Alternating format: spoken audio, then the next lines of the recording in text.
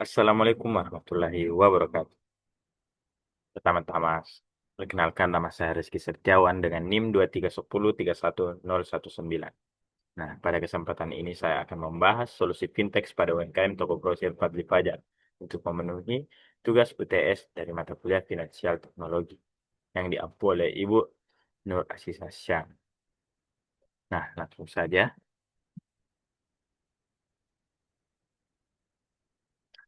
Latar belakang.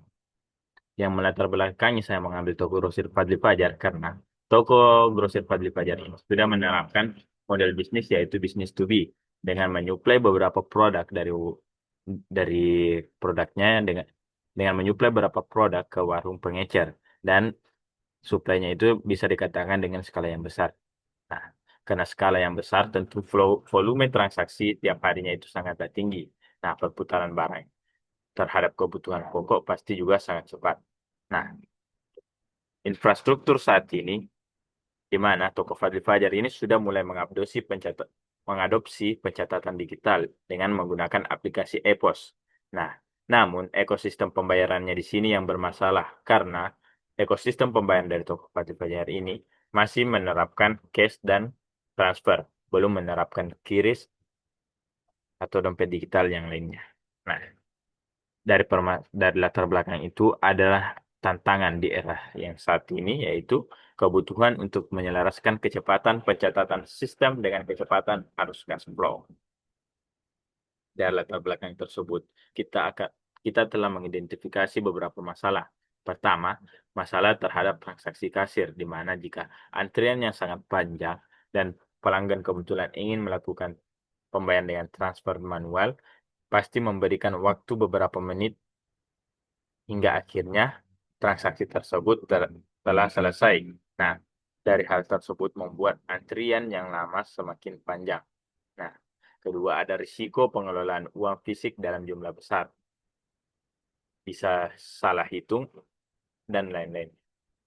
Kedua ada kebocoran arus kas piutang, karena toko Fadli Fajar menerapkan piutang kepada beberapa pelanggannya. Nah, dari piutang tersebut membuat modal tertahan karena kas bon warung.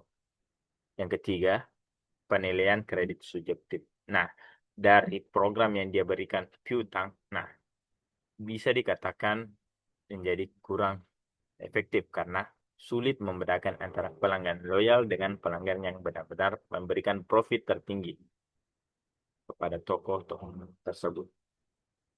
Nah, dari masalah ini, dengan melakukan riset dan analisis, saya melakukan riset dengan observasi sistem EPOS-nya langsung dan wawancara kepada pemilik toko tersebut. Hasil wawancara tersebut mengatakan bahwa di sewaktu-waktu kasir pasti kewalahan karena adanya transfer manual dibarengi dengan antrian yang panjang karena tentu memakan beberapa menit waktu sehingga membuat beberapa pelanggan yang antri itu kadang marah karena pelanggan yang ingin transfer kadang susah juga. Kedua ada solusi. Nah, solusi ini kita berikan ada dua solusi, di mana di depannya itu sistem verifikasi pembayaran instan atau real time dengan QRIS. Nah, di belakangnya sistem analitik data untuk menentukan limit piutang secara objektif dan sistem penagihan digital. Nah, solusi ini kita rancang, kita bangun prototipenya. Nah, solusi dari kedua solusi ini terbitlah prototipe atau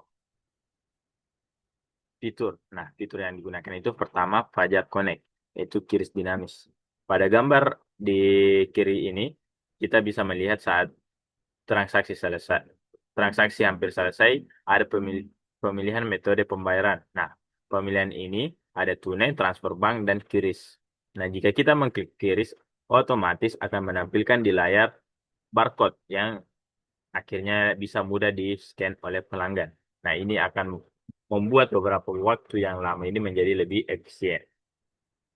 Solusi kedua yaitu Fajar Pay. Nah, karena sebelumnya Toko Fajar menerapkan piutang, nah, piutang yang dia gunakan itu kadang salah sasaran. Nah, di sini di gambar 1 dan 2 bisa dilihat pada gambar ke-1 itu bisa menampilkan batas kredit pelanggan. Jadi, toko tidak bisa asal memberikan kredit.